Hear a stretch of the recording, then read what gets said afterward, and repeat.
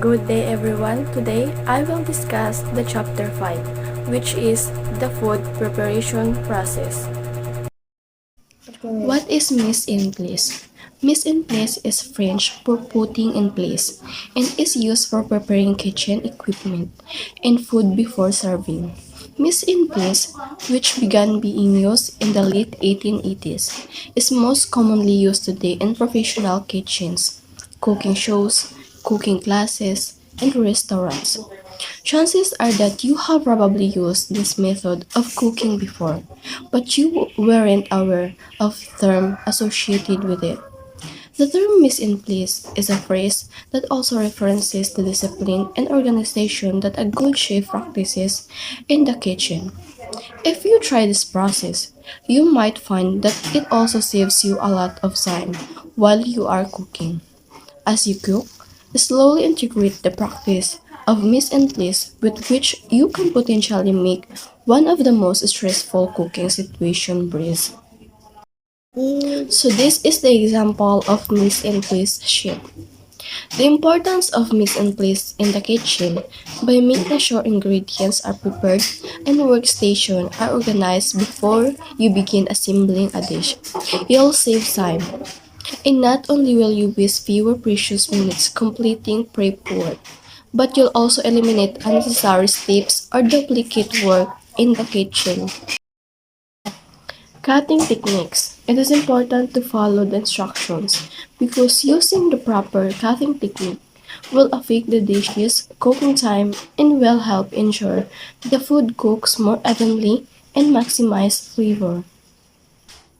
Brunoise is a culinary knife cut in which the food item is first julienne and then torn in dice, producing cubes of about 3 millimeters or less on each side. In France, a Brunoise cut is a smaller 1 to 2 millimeters. Some typical vegetables for a Brunoise are carrots, celery, leeks, and turnips. Macédoine, a term used to describe the process of dicing ingredients into 1/4-inch cubes, or a term that is used to describe a preparation of fruits or vegetables that have been diced cubes that are 1/4 inch square, to be served either cold, raw, or hot cooked. Jardiniere is a French cooking term meaning to cut a vegetable into thickish batons. This is a size of vegetable commonly used in frozen vegetable mixes.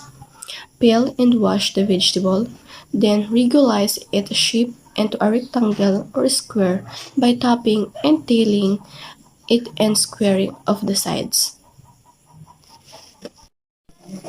Baton, sometimes used for thick cut French fries, batons are stick cut about 8 millimeters in thickness.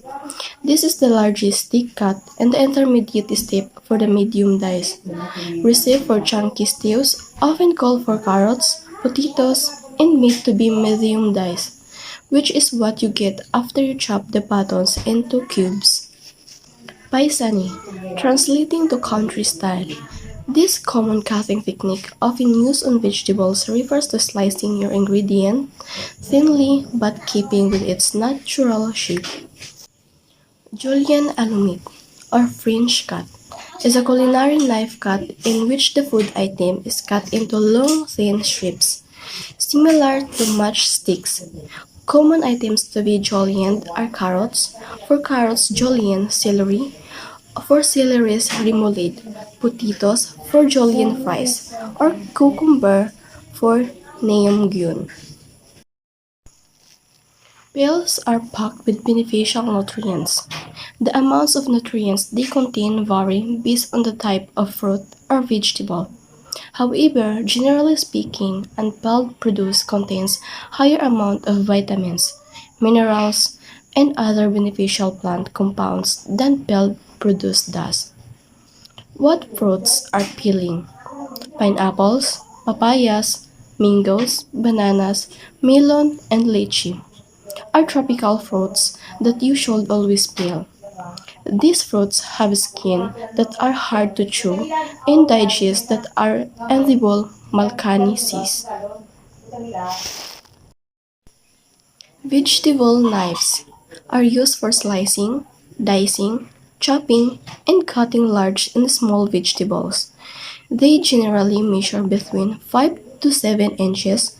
You can get any vegetable cutting knife online, but you have to know what type to buy depending on what you'll use it for. Filleting knife. Fillet knives are specifically designed for cutting fish and removing bones. A wide array of fish knives with various cutting edges exist, but the common ones are fillet knives, large serrated knives, and those designed for cutting tuna. Sheath knife. A sheath knife is a multi-purpose kitchen tool that can be used to slice, dice, and chop ingredients with precision. Sheath knives typically have a sharp point and prominent edge that features a sloping curve. The curve facilitates cutting and allows you to execute the knife's signature rocking motion. Carving knife. A carving knife has a long, narrow blade to cleanly cut through meat and a pointed tip to nerve around bones, to make it easy for you to follow the curves of a turkey carcass or a crown roast. The blade has some flexibility. Boning knife. Boning knives have long, thin, flexible blade with a sharp tip to make parsing meat easier and safer. The blade is designed to cut through ligaments and connective tissue to remove raw meat from the bone. Boning knives have to be extremely sharp, and the lower the blade, the longer it will maintain its sharpness. Palette knife. Palette knives are useful for applying clean patches of color onto blank canvas or over an existing dry layer of paint. The blade allows you to swipe a layer of color onto the canvas in a motion that recalls a baker's smoothing frosting over a cake. Fork. Fork implement consisting of two or more prongs supported by a handle used for cooking, serving, and eating food. Forks and spoon together are known as flatware. Sharpening steel. A sharpening steel is good for two things. One, it smooths out the raw edges on a blade after you sharpen a knife on a whetstone. And two, it helps revive the edge after you've been cutting, slicing, or chopping for a while.